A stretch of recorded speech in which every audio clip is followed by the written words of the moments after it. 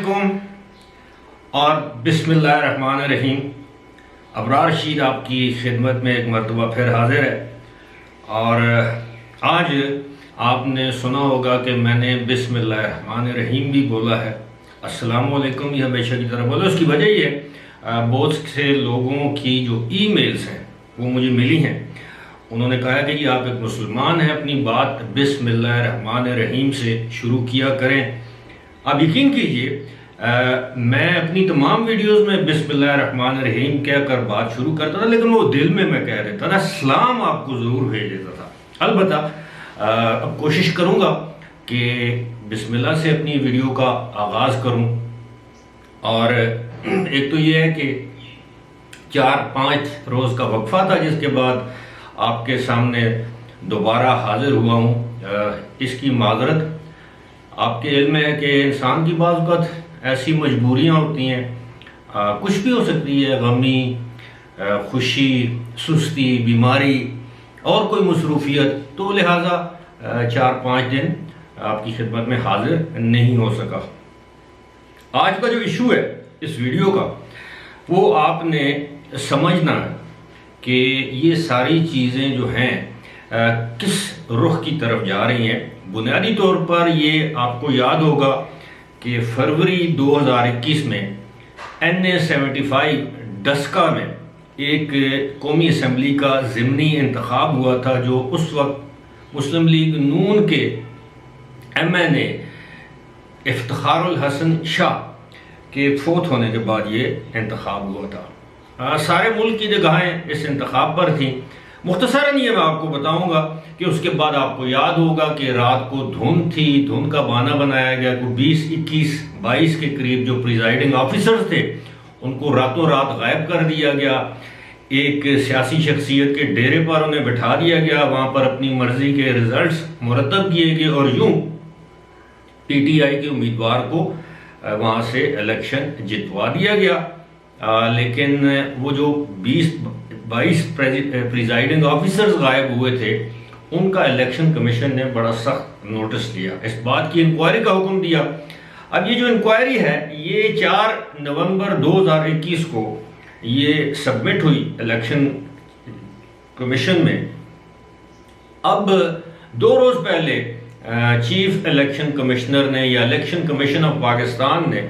یہ کہا ہے کہ جناب اب اس انکوائری کی رپورٹ کو پبلش کیا جائے گا، یعنی پبلک کیا جائے گا۔ اب عام آدمی تک بھی وہ رپورٹ پہنچ جائے گی، اخبارات کے ذریعے پہنچے، ٹیلی ویژن رپورٹس کے ذریعے پہنچے، یا کوئی شخص الیکشن کمیشن میں جا کر درخواست دے، اس کو وہ رپورٹ مل سکتی ہے، یعنی وہ پبلک ڈاکومنٹ ہو جائے گا۔ اب یہ اس رپورٹ کی جو چیزیں ذرائع کے حوالے سے سامنے آئی ہیں وہ بڑی چشم کشاں ہیں۔ میں کوئی اتنی لمبی چوڑی طویل ویڈیو نہیں بناؤں گا، مختصراً ایک تو میں نے ڈسکا کا وہ پس منظر آپ کو بتا دیا، بیک گراؤنڈ کیا اس الیکشن کا، پھر اس پر نون لیگ نے کافی واویلا کیا۔ نون لیگ نے الیکشن کمیشن میں درخواست دی کہ جناب یہ جو 20-22 سے پریزائڈنگ آفیسر تھے، یہ تقریباً رات 8 بجے سے لے کر صبح 8 بجے تک 12 گھنٹے کے در غائب تھے، یہ ریٹرننگ آفیسر کے پاس کیوں نہیں آئے، یہ کہاں پر تھے، ان کے موبائل سے لوکیشن چیک کی جائے، ان کے موبائل کیوں بند تھے، وغیرہ وغیرہ۔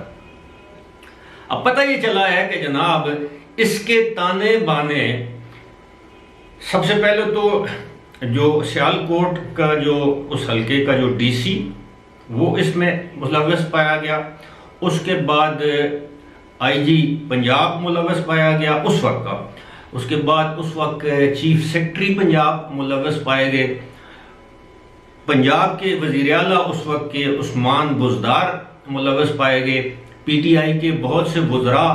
یا رہنما اس میں ملوث پائے گئے، یہاں تک کہ اب تو یہ بھی کہا گیا ہے کہ نوٹوں کی گڈیاں جو ہیں وہ دی گئیں، اور یہ تمام لوگ بنی گالا سے رابطے میں تھے۔ ظاہر ہے اس وقت حکومت عمران خان کی تھی، یعنی اس کے تانے بانے جو ہیں وہ سابق وزیر اعظم کے ساتھ ملتے ہیں کہ یہ جو اغوا ہوا ہے، اب ان کے خلاف تو جو ایکشن ہوگا سو ہوگا، کہ وہ کدھر گئے تھے، کیوں گئے تھے، کسی نے زبردستی اغوا کیا تو ان کے خلاف پرچہ کیوں نہیں درج کروایا گیا، اس طرح کی باتیں. لیکن جو سب سے خطرناک بات ہے وہ یہ ہے کہ اس کے تانے بانے جوڑے جا رہے ہیں وزیر اعظم ہاؤس کے، اور اس کے ثبوت ہیں. کچھ ٹیلی فون کالز ہیں، کچھ میسیجز ہیں، کچھ لوگوں نے اقبالی بیان دیے ہیں کہ جناب ہمیں وزیر اعظم ہاؤس سے ہدایات تھیں، وزیر اعظم ہاؤس نے وزیر اعلیٰ ہاؤس کو ہدایات دی ہیں، وزیر اعلیٰ ہاؤس نے چیف سیکرٹری آئی جی کو، اور انہوں نے اپنے ماتحت افسران کو. تو یہ سارا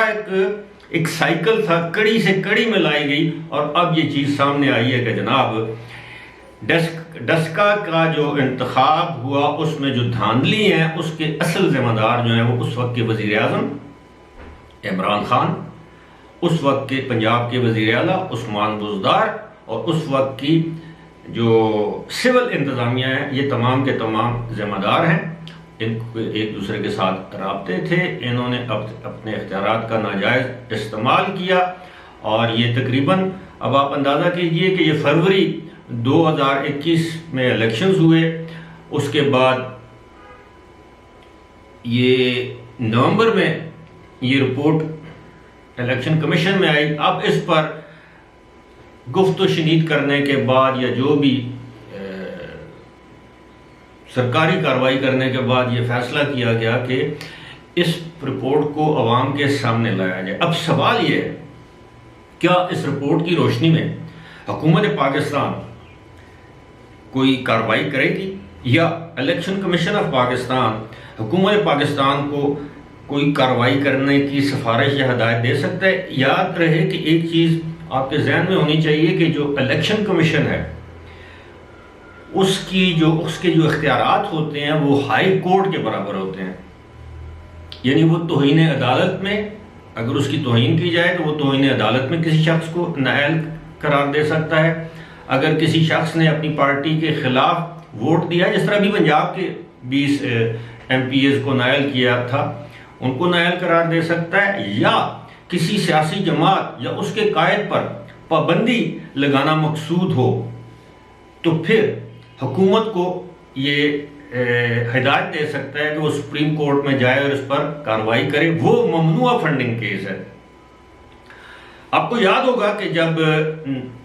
نواز شریف کو ان کی پارٹی کے صدارت کے عہدے سے ہٹایا گیا تھا تو نواز شریف کے یہ بھی کہا گیا تھا کہ جناب نواز شریف کے دستخطوں سے جاری ہونے والے جو ٹکٹ ہیں وہ قابل قبول نہیں ہوں گے.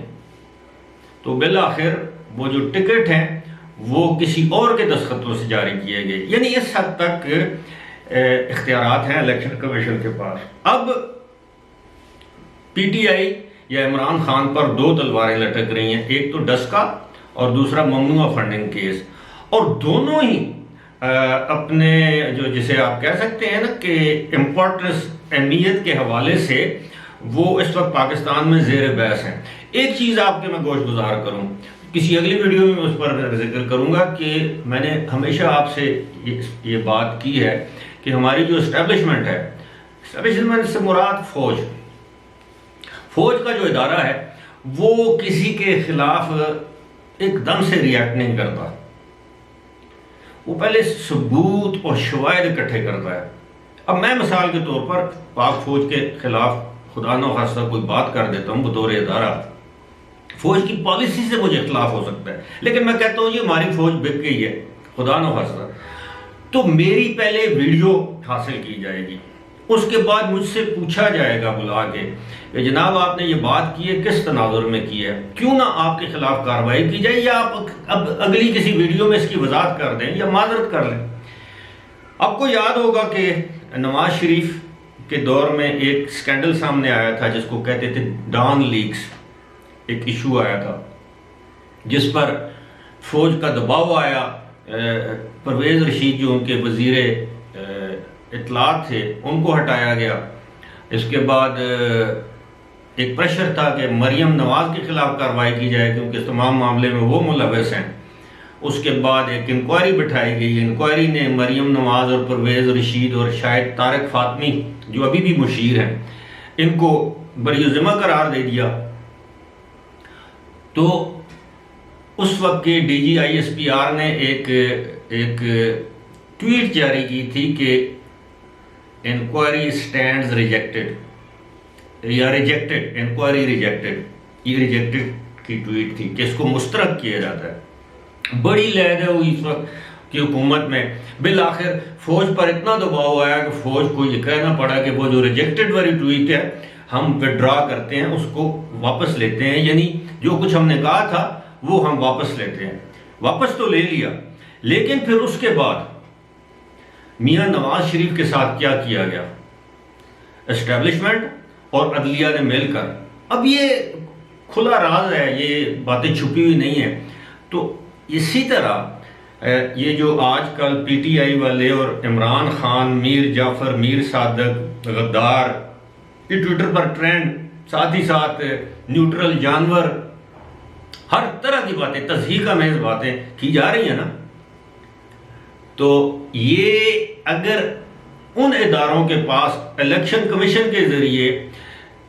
انہیں پتہ ہے کہ الیکشن کمیشن یہ کارروائی کرے گا، اور 8 سال تک الیکشن کمیشن نے بھی یہ کارروائی نہیں کی، اس کے پیچھے بھی کوئی ادارے تھے کہ نہیں اس کو چھوڑ دو، کیونکہ وہ ڈھیل دے رہے تھے کہ دیکھتے ہیں کب تک، اور اب وہ وقت آ گیا، میری دانش کے مطابق، ہو سکتا ہے میں غلط ہوں، میری دانش کے مطابق اب وہ وقت آ چکا ہے کہ اب ادارے جو ہیں جو ڈھیل دی ہوئی تھی نا اس کو انہوں نے کھینچنا شروع کیا۔ سب سے پہلے تو انہوں نے اپنا جو صحن تھا، گھر تھا، اس کو صاف کیا ہے۔